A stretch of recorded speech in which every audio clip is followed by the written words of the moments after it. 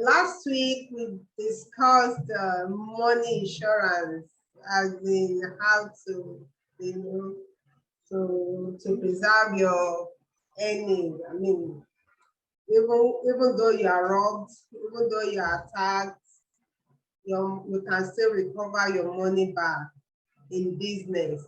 For the past few weeks, we've been talking about business insurance. Actually, all this one that, if you have your consultants, for instance, if you engage the service of Bimbo Consultant Services, as a consultant, you can package all this business insurance together in one package policy. We call it package policy. So each section, you have all these different insurance that are related to your business. It depends on the nature of your business. So today we'll be talking about another forms of business insurance that that you need to put in place depending on the nature of your business. Last week we talked about money insurance, and I remember a question was asked that what if everything went smoothly and it was discovered that there was a connivance, and when I said that money insurance will not cover that, it's like the person was like, so why have I done money insurance? Yes, the purpose for which we have done money insurance, we did justice to that last week. But there's another form of insurance that can be put in place so that if the investigation revealed that it was there was a connivance, or it was the fault of your employee or your employee that defrauded you, there's another form of insurance that will speak to that. So on that note, I want to welcome every one of us that have joined me. And I'm sorry, I didn't remember to go to Facebook. Yes. So on that note, I want to welcome every one of us that has joined me on today's program. And we'll be looking at how honest employees determine the survival of your business. When we're talking of, yes, for every entrepreneur or the visionary, that when you have it in mind that, okay, you want to set up your business or want to set up an organization, yes, you might have financial resources to do your business, you might have all the material resources, but if you miss it in your human resources, lots of things can go wrong. That business may not see the light of the day, or may not, if you have projected that, this business or this empire that you want to build, you want to have it as a legacy business that will live from generation to generation. But that objective or that vision might be cut short if you do not have it right with your employees. So employees have a lot to do also with the survival of the business. And as an entrepreneur, only you cannot do the job. There's no way only you can do the job. You will need to engage the services of other people. So if those people you are engaged, if they not run with the vision of the organization, it will tell on the survival of the organization. It can short-live the life of that organization. So when, as entrepreneurs or organizations, multinational, every form of business, the quality of employees is also a factor to the survival or the continuity of the business. So that brings us to discuss this evening Fidelity Guarantee Insurance.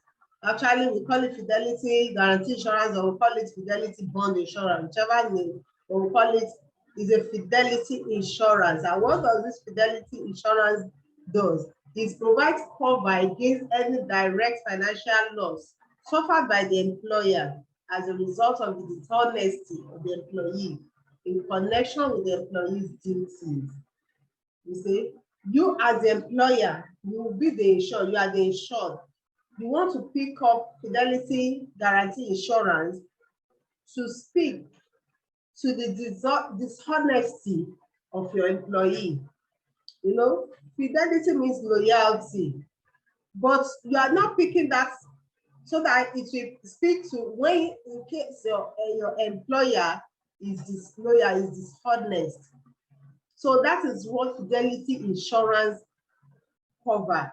It speaks to the dishonesty of the employee. Now, someone will now want to say, oh, thank God, if there is insurance there, I know I can hire any kind of person. No, that is still why you need to do your due diligence if you are hiring people. Just like I've said in my introduction, that the quality of your employee determines the survival of your business or the continuity of your business. So that is why the place of due diligence, the place of, if you want to hire someone, is not, don't just hire anybody. You hire somebody that you know that at least, and that is also why, when people want to get into a new employment, there will always be you have guarantor. That's the essence of those guarantor forms. You feel that, oh, who is your guarantor? In case you misbehave, in case somebody to really hold on to. So you may want to ask that, if I have to do all those, then what is the need for Fidelity Guarantee Insurance? There's still need for it, because just like I've told us since the beginning of this program, that yes, that you put insurance in place, you still act as if you are uninsured. That doesn't mean you will not do the right thing, you will not do your due diligence. But after doing all things, after you have done everything, and if something still now goes wrong, then your Fidelity Guarantee Insurance will speak to that. So let us look at the standard cover for Fidelity Insurance. Just like I told you, I said we can call it Fidelity Bond Insurance, you can call it Fidelity Guarantee, still the same thing. The Fidelity Bond Insurance provides cover against fraudulent activities of employees. Now, what are such fraudulent activities? Such as forgery, theft, misappropriation of funds, misappropriation of stocks or equipment in the custody of the employee. Forgery, it depends. It does depend on the nature of your business. Now, let's work with an example.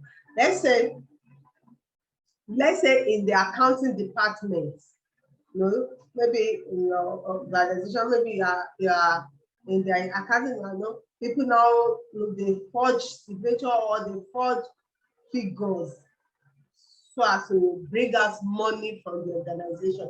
Maybe where they're supposed to write 1 million, they just put 1 0 to it to become 10 million. Though there are such cases, we have heard of such cases before, and it's not unlikely that it still happens. So when people forge documents with the intention to defraud the organization, and if such is discovered, your Fidelity Insurance will speak to that. Now, theft. If there is a connivance that, okay, there is a theft incident, just like, last week we discussed money insurance, and then when I was explaining theft relating to the money insurance, I said there will be a form of a force. When somebody asks question that, what of if the keys? I said, how can key be used all through? That if it is for a burglary insurance, there must be a form of theft, a form of force. But now, this type of theft under Fidelity Bond, there may not be a form of force, but it will not discover, oh, there was a robbery or there is a theft incident, and it was not discovered that, oh, somebody within the organization masterminded the whole process. That, oh, maybe the key that was used to open your safe, to open the office, and everything has been duplicated and everything. So when it is discovered, when such is discovered, connivance act, it emanated from the employee, then your Fidelity Bond Insurance will speak to that. When your fund is misappropriated, your Fidelity Bond Insurance by your employee, it has to be by your employee. Fidelity Bond Insurance has to do with an offense or a fraud that is committed by the employee of the organization. I hope we can all relate to that. The fidelity insurance has to do with a fraud, maybe a loss that occur as a result of the dishonesty of the employee of that organization. So when the fund is misappropriated by the employee of the organization, your fidelity insurance will speak to that. When your stock, the goods, maybe let's say it's a trading company, maybe the items that they are selling, let's say for example, maybe it's a retail store, maybe they're selling wares, and you discover that some of your wares have been misplaced and have been misappropriated. You are not looking for it. You took stock of your items so that there's a shortfall. So when there is misappropriation of stocks or equipment, if it is an organization that they are selling equipment, depending on the nature of the business. So when the item on sales, when the item on sale is misappropriated by the employee of the organization, your fidelity insurance will speak to that. I hope we can all relate to that. So that is the difference between what we discussed last week, which was money insurance, and today's one, which is fidelity. Your money can be taken, but it has to be that it's your employee that took it. That is when the fidelity insurance will speak to it. I hope we can get the difference. We are in the class last week and you are in the class today. I believe you will understand, you will get it clearer today. Thank you very much. Now let's look at the type of fidelity bond insurance. We have first party fidelity bond and third party fidelity bond.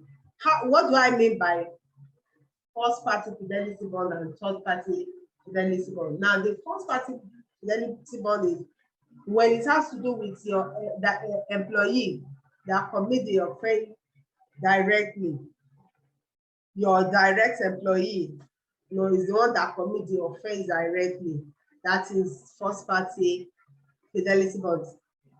Let me cite an example. Let's say, for purpose of giving the example, let's say you have a retail store, and maybe you employ a cashier. Now, your cashier that collects money when people come to sell and buy goods from you. Now, that your cashier now took your money and it stole from you. The fidelity bond you do for that cashier, your cashier is your first party fidelity bond, because that cashier is working with you directly. I hope we can get it. So that is first party fidelity bond. When it is your employee, the fidelity bond you do for your direct employee. Now the third party fidelity bond is, let's say a contractor, for example, a contractor, let's say you have company A and you have company B. Now, company A, let's say company B is the construction company, and company A is the client to company B. Are we getting it? Now, company B, that is a construction company, now got a contract from company A. So the employer of company A, the employer of company B that went to execute the business for their contract for company A, that employer of company B now stole from company A. I hope we can get the example. I'm using company A and company B. Okay, maybe I should use practical example. Let's say Julius Berger is a construction company. Julius Berger is a construction company. Now, let's say, okay, the company, now I'm just trying to bring it home. So now that construction company, they now went to execute contracts for another company. Now, the employee of that construction company now stole from the company of that of their client. So you as the contractor, that fidelity bond you have taken that in case your employee misbehave in your client's place, that your fidelity bond will cover it. So that is third party fidelity. I hope we can all relate to that, my example. People at first. Let's mute our mic, please. Please mute your mic. Please kindly mute your mic. Thank you for joining us. So that is what I mean by first party fidelity bond and third party fidelity bond. Please mute your mic. Thank you for joining me. Well, kindly mute your mic, please. Now let's look at the exclusion to the fidelity bond insurance. Loss of money or property not belonging to the insured.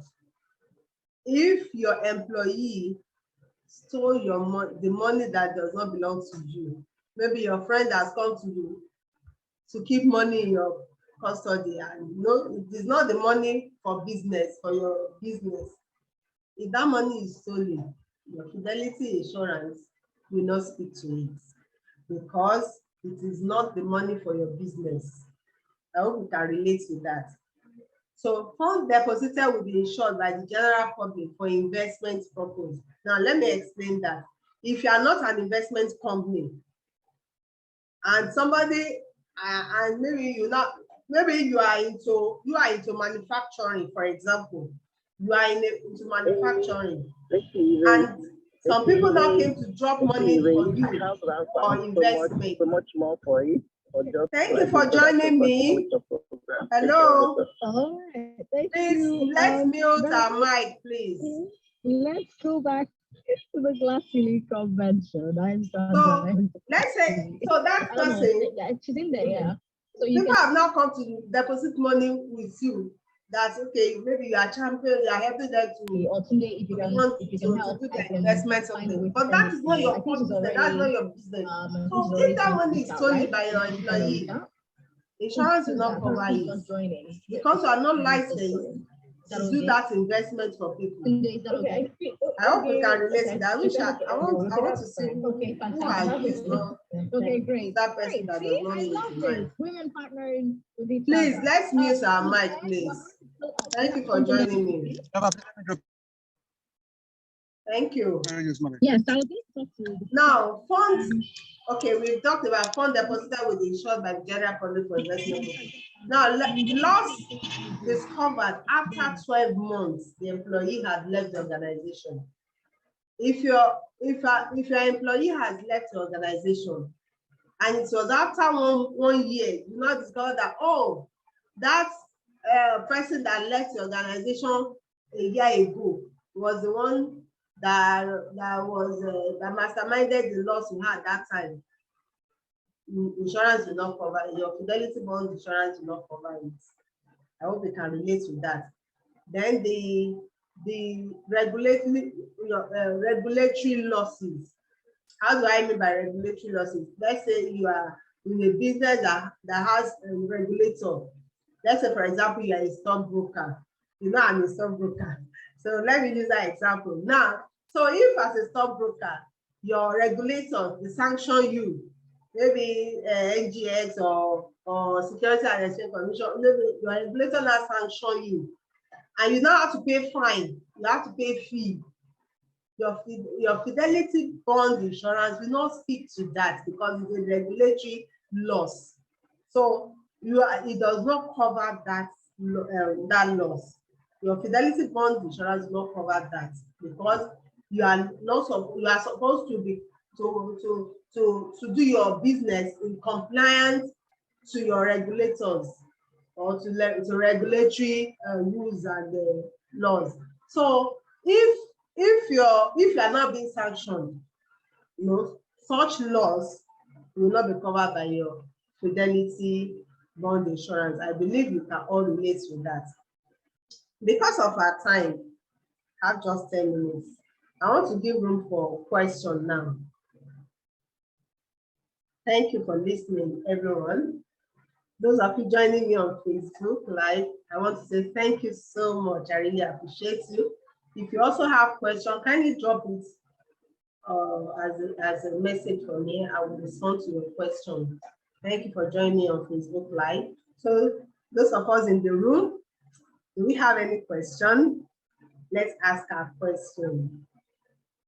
So what I've discussed today is similar to what we discussed last week. You know, last week we talked about money insurance, and today we are now talking about fidelity insurance, and the thin line of difference there. So if your money is lost through burglary or anything last year, that is when we said last week, we said what is covered, the standard cover was money in the safe, money in personal custody of your employee, and money in transit.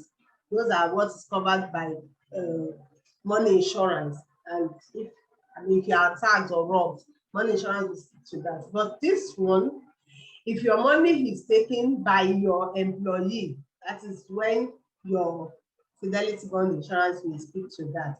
Mr. Peter Adebola, kindly unmute and ask your question, sir. Good afternoon, Madam, for your wonderful presentation. Thank and you, good afternoon, everyone. The question I want to ask is this, that in an organization where you have so many people that you call agents that go out to meet different clients and collect money on behalf of the company. Okay. Okay, sir. It's a part of the company policy. Let's assume it's part of the company policy that the agents should not collect cash on behalf of the organization. But it turns out that one of these agents collects cash and runs away with the cash. Can this Fidelity insurance policy, will it cover the loss or it will not cover the loss? I just want to know that. That's the first question. Okay, sir. Then the second question has to do with the theft that could happen in the office. It's similar to the question I asked last week, but this one is a bit different. Now, in a situation whereby you have an office in an office complex, and unknown to the person, somebody has the master key that can open every office and do whatever he likes. So the following day you come back and the money you put in your drawer, you just discover that the dollar has disappeared. Maybe you put about $10,000 in your drawer with the aim of taking it to the bank the following day. And all of a sudden, somebody just came into the office and cut away the money. With this Fidelity insurance still cover that? Thank you very much. Okay, thank you, Mr. Peter, for your question. Those are valid questions and wonderful questions. Thank you so much. I really want to appreciate it. Now, the second question, yes, that is when your Fidelity bond insurance will speak to it. You know, last week I said Fidelity money insurance will not speak to that, because if it's the investigation has revealed that master key was used and it was an insider that perpetrated it. So in this case, it is your Fidelity bond insurance that will speak to it. I've answered the second question. Now the first question, where organizations have agents. You remember I said Fidelity insurance, it provides losses to the insured when your employee took your money, parted away with your money, or fraud to take your money. But this time around, no, that is what, like, let me cite for instance, example, as an insurer, when the underwriter send out their forms, they always put it that no one is expected to pay any agent cash.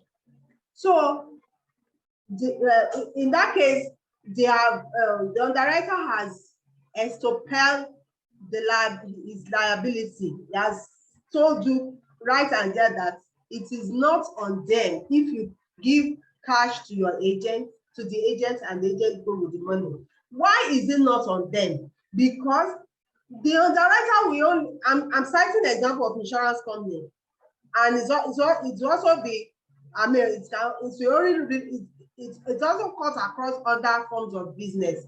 Now, because if that agent go with the money, the underwriter will not have it in the record that you have paid. So there's no way they will be able to trace that, okay, it's only you that will now come to say, on so date, I gave this person money. So also in other forms of business, let's say you are selling something and you now have your marketer. Your marketer now collects money from the customer and they did not come to give the customer the goods. It's still the same thing. Do you understand? No, that they have not brought the money to the company. So the Fidelity insurance will not speak to that because the money has not entered the company. The money only went to that person. The collector money from the third party, because the insured is the owner of the business that have ensured that in case my money is stolen by my employee. So in this case, it has not been recorded that the money is stolen by the employee. So the Fidelity insurance will not speak to that. Have I been able to answer your question, sir? Yes, thank you very much. Thank you very much, sir. Do I have another person in the house who is raising up? Wish I can see you. Yes, who want to ask question again? Please, I need one more question at least. Hello, madam. Good evening. Good evening, madam. Yeah, thanks for the topic you brought to us today again. Okay. Fidelity insurance. Yes, yes. Interesting. I was actually, when you started it, I was like, when you were talking about the fact that when you employ and you must, the employee must be trustworthy or something. I was just gonna be like, how would you know that? How do you determine that at the point of entry? Yeah.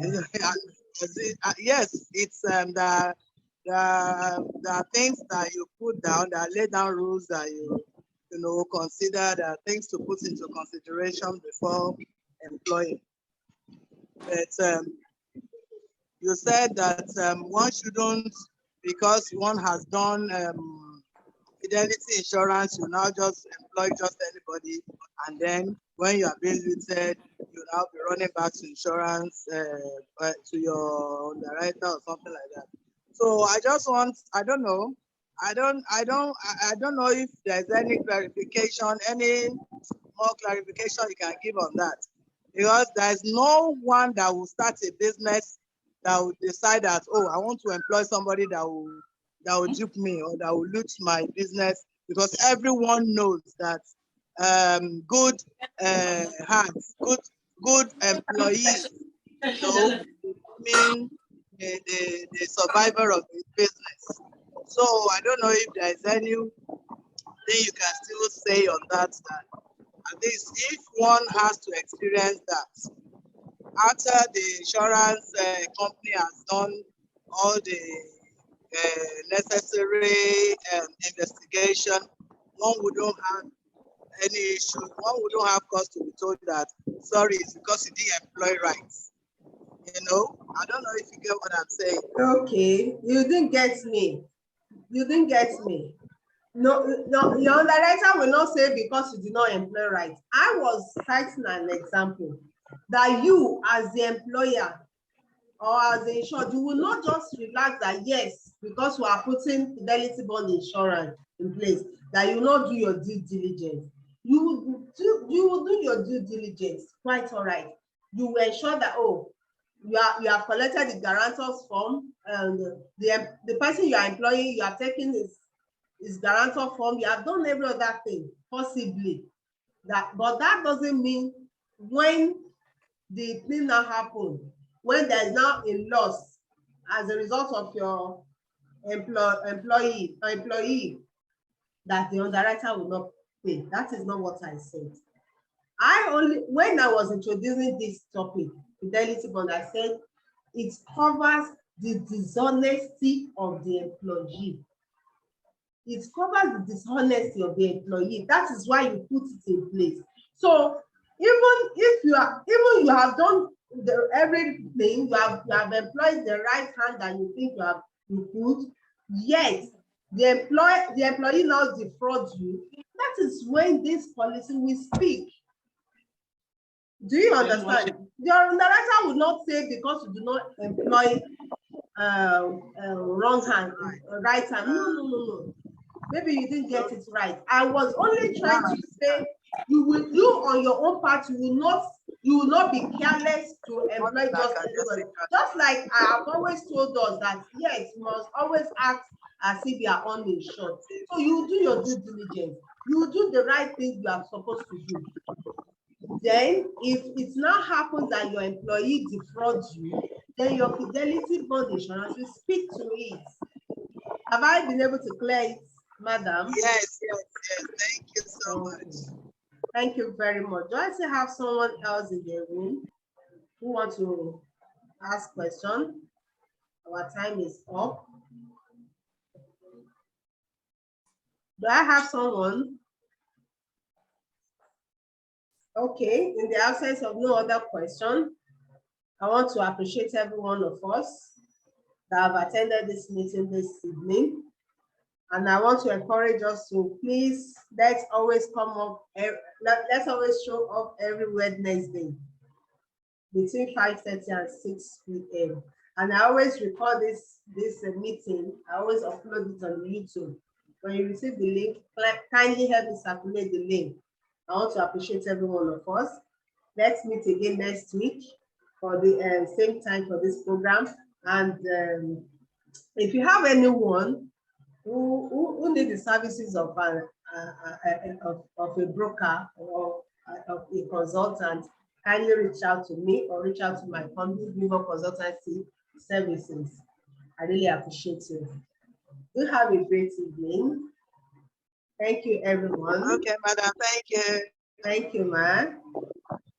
Yes, this iPhone 13, Olabisi. Thank you for joining me. Oh, Olabisi Lori. Oh, my all-time friend. Hello. Olabisi, thank you for joining me.